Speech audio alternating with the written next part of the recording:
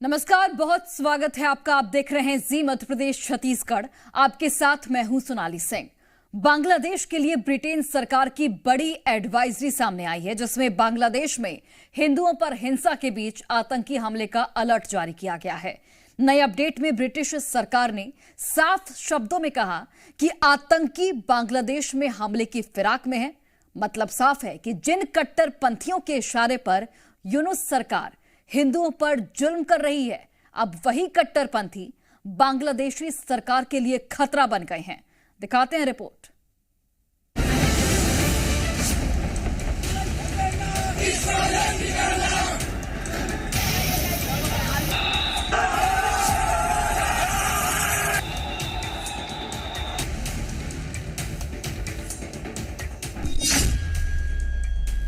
क्या ढाका में आतंकी हमले का खतरा मंडरा रहा है?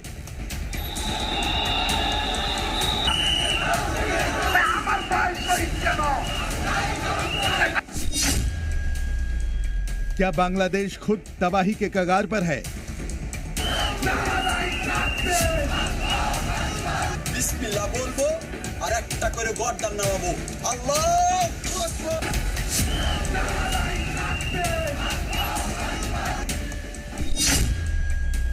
क्या बांग्लादेश में हिंदुओं पर ट्रिपल अटैक हो सकता है? बांग्लादेश के लिए आज ये सवाल सबसे अहम है, क्योंकि ब्रिटेन ने बांग्लादेश के मौजूदा हालात को लेकर हैरान करने वाला खुलासा किया है।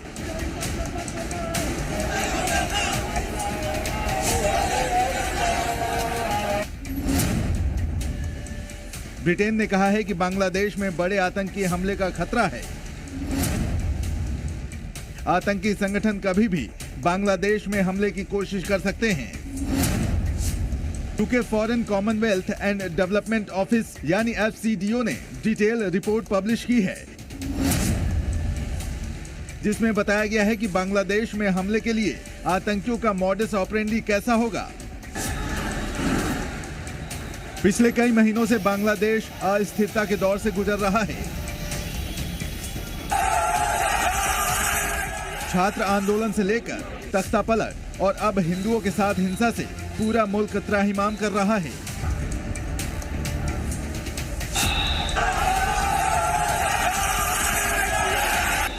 और इन सब के बीच अब टेरर अटैक के खतरे ने बांग्लादेश की मुसीबत बढ़ा दी है। ब्रिटेन ने बांग्लादेश में आतंकी हमले को लेकर जो खुलासे किए हैं, उसका एक एक पॉइंट अब समझिए। आतंकियों के निशाने पर टूरिस्ट प्लेस हो सकते हैं, क्योंकि विदेशी नागरिक इन जगहों पर ज्यादा जाते हैं। आतंकी भीड़ भाड़ वाले इलाके को निशाना बना सकते हैं। आतंकियों के टारगेट पर रैलियां हो सकती हैं। ये साफ है कि धीरे धीरे अंतरिम सरकार के नेतृत्व में इस्लामिक कट्टरपंथी तत्व जो शेख हसीना की सरकार में फ्रिंज पे थे, वो अब राजनीति की प्रमुख भूमिका में आ रहे हैं। ऐसे में जमातुल मुजाहिदीन के जो आतंकी हैं, उनके अलावा जो अल-कायदा और पाकिस्तान समर्थित जो इस्लामिक संगठन है, उनके आतंकी किसी भी रूप में वहाँ पे कोई भी आतंकी हमला घटना करने में सक्षम है। और यही वजह है कि ब्रिटेन की सरकार ने अपने नागरिकों को आगाह किया है।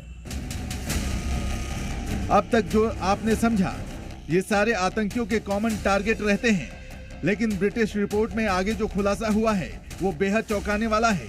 ब्रिटिश रिपोर्ट को गौर से देखने पर पता चलता है कि आतंकियों के निशाने पर गैर इस्लामिक समूह हो सकते हैं। बांग्लादेश में आतंकियों के निशाने पर धार्मिक इमारतें हो सकती हैं। रिपोर्ट बताती है कि आतंकी ऐसे लोगों को निशाना बना सकते हैं जिनके विचार और जीवन शैली इस्लाम के उलट है। ब्रिटिश रिपोर्ट में कहा गया है कि अल्पसंख्यक धार्मिक समुदायों के खिलाफ बांग्लादेश के बड़े शहरों में IED से अटैक भी हो सकते हैं। पाकिस्तानी सेना जो बांग्लादेश सेना को प्रशिक्षण भी दे रही है, बांग्लादेश की सेना में भी कुछ जो इस्लामिक कट्टरपंथी तत्व हैं, वो प्रमुख भूमिका में आते हुए नजर आ रहे हैं। ऐसे में बांग्लादेश एक अस्थिरता की दिशा में जाता हुआ दिख रहा है, और इसीलिए जो जितने भी जिम्मेदार राष्ट्र हैं, वो अपने नागरिकों को बांग्लादेश की यात्रा करने से उनको आगाह कर रहे हैं।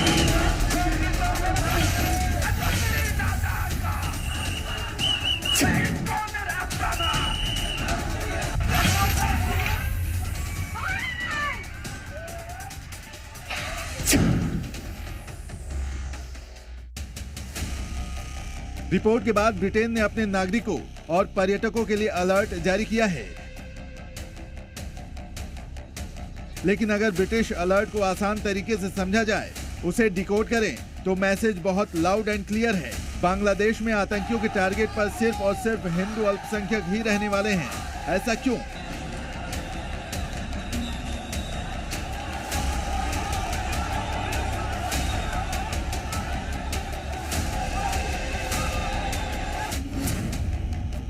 ब्रिटिश अलर्ट में कहा गया है कि आतंकियों के निशाने पर गैर इस्लामिक समूह हो सकते हैं। इसका सीधा मतलब है बांग्लादेशी हिंदू, क्योंकि कट्टरपंथियों ने पहले ही हिंदुओं के कत्ल का फरमान जारी किया है। और पाकिस्तान की बैच आर्मी बांग्लादेशी आर्मी को हिंदुओं पर जुल्म की ट्रेनिंग भी दे रही है। ब्रिटिश रिपोर्ट में कहा गया है कि धार्मिक इमारतों को निशाना बना सकते हैं आतंकी। इसका सीधा जवाब है इस्कॉन और दूसरे हिंदू मंदिर ही निशाने पर होंगे, क्योंकि बांग्लादेश में कट्टर इस्लामिक समूह हिफाजत-ए-इस्लाम ने इस्कॉन के सदस्यों को जान से मारने की धमकी दी है और मंदिरों में वहां रोज हमले हो रहे हैं।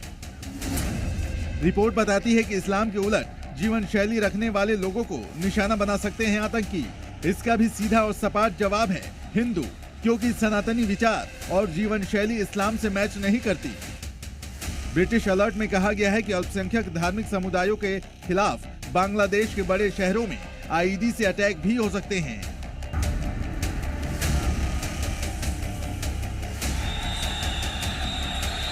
जो रोज ही देखने को मिल रहा है। ढाका से चटगांव तक रोज हिंदुओं पर नए तरीके से हमले हो रहे हैं। अब देखना होगा कि कट्टरपंथियों की कठपुतली बन चुकी बांग्लादेश की यूनिट सरकार इस नई मुसीबत से निपटने के लिए क्या कदम उठाती है। ब्यूरो रिपोर्ट, जी मीडिया।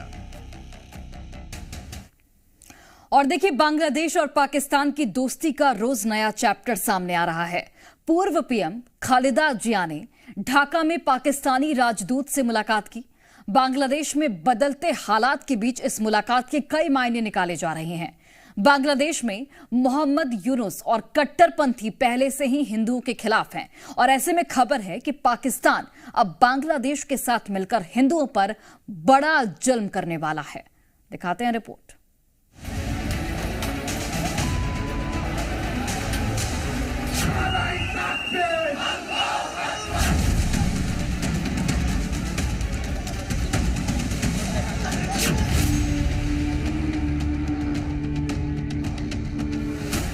पाकिस्तान डेलीगेशन से क्यों मिली खालिदा जिया?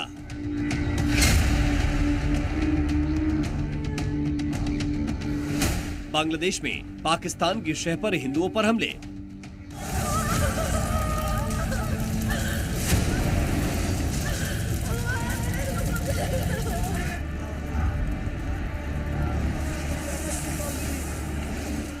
पहले कट्टरपंथी, फिर बांग्लादेशी पुलिस और उसके बाद बांग्लादेशी फौज।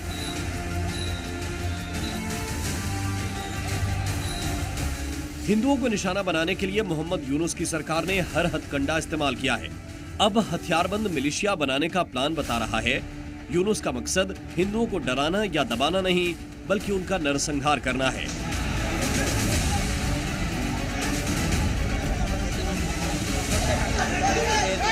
बांग्लादेशी हिंदुओं पर जुल्म और ज्यादती की सबसे नई स्क्रिप्ट सामने आई है। उसकी डिटेल आपको बताएं, उससे पहले कट्टरपंथियों के जुल्म की इंतहा देखिए।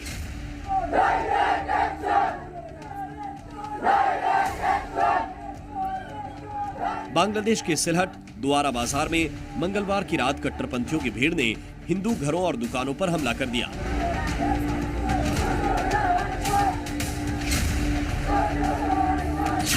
जमात के गुंडों ने हिंदुओं के घरों और दुकानों में तोड़फोड़ की, सामान लूटे और हिंदुओं को चुन चुन कर मारा। देर रात तक कट्टरपंथियों ने हिंदू इलाकों में तांडव मचाया, हिंदुओं को चेतावनी दी। कट्टरपंथियों ने हिंदुओं पर धार्मिक ग्रंथ के अपमान का आरोप लगाया और पीट पीट कर हिंदुओं को अधमरा कर दिया। यानी अब कट्टरपंथी अपना पक्ष मजबूत और हिंदुओं पर हमले को जायज ठहराने के लिए झूठे नैरेटिव का सहारा ले रहे हैं, ताकि ये मैसेज दूर तक जाए कि हिंदुओं ने उनके धार्मिक ग्रंथ का अपमान किया है, जो कि सरासर झूठ है। क्योंकि द्वारा बाजार में ये वो जगह है जहां कई सालों से नमाज और पूजा दोनों ही आसपास होती रही है और सिलहट के हिंदू हमेशा से इस्लाम की धार्मिक गतिविधियों में खुलकर साथ देते रहे हैं। ढाका में पाकिस्तानी हाई कमिश्नर से पूर्व प्रधानमंत्री बेगम खालिदा जिया ने खास मुलाकात की है। ये मुलाकात खालिदा जिया के घर पर हुई। मंगलवार रात 8:30 बजे शुरू हुई मीटिंग करीब 1.5 घंटे तक चली। ये जानकारी सार्वजनिक है और कट्टरपंथियों को भी इस मुलाकात की डिटेल दी गई है। मोहम्मद यूनुस को पहले से ही कट्टरपंथी जमाते इस्लामी का समर्थन मिला हुआ है, या यूं कहें कि मोहम्मद यूनुस कट्टरपंथियों के हाथों की कठपुतली बने हुए हैं। अब लगता है कि बीएनपी यानी बांग्लादेश नेशनलिस्ट पार्टी की मुखिया को भी कट्टरपंथियों के इशारे पर चलना अच्छा लगने लगा है, क्योंकि खालिदा जिया की रिहाई कट्टरपंथियों के इशारे पर ही हुई थी। अगस्त में शेख हसीना के बांग्लादेश छोड़ने के तुरंत बाद ही राष्ट्रपति ने खालिदा जिया की रिहाई का आदेश दिया था। खालिदा जिया पर चीन के समर्थन के आरोप पहले से लगते रहे हैं, लेकिन अब जमात के इशारे पर खालिदा जिया को पाकिस्तान से भी दोस्ती कबूल होती हुई दिखाई दे रही है। उधर पाकिस्तान के डिफेंस अटैच ने बांग्लादेश के आर्मी चीफ के साथ ही साथ जमाते इस्लामी बांग्लादेश के सरगना शफीकुर रहमान से भी मुलाकात की थी और जो आतंकवादी पाकिस्तान से आए हैं उन्हें बांग्लादेश के 2 कट्टरपंथी गुटों यानी हिज्ब उत तौहीद और इस्लामी छात्रों के कैंपस में भेज दिया गया है। शेख हसीना के तख्ता पलट के बाद हिज्ब उत तौहीद और इस्लामी छात्र शिविर सीधे तौर पर हिंदुओं के खिलाफ हिंसा भड़का रहे हैं। ये कट्टरपंथी संगठन हिंदुओं के खिलाफ हिंसा को अंजाम देने लगे थे। जिस तरह से पाकिस्तान में केपीके के मिलिशिया आतंक पर तुले हुए हैं, बांग्लादेश में भी ये जो रेडिकल एलिमेंट्स हैं उस तरह के हो सकते हैं।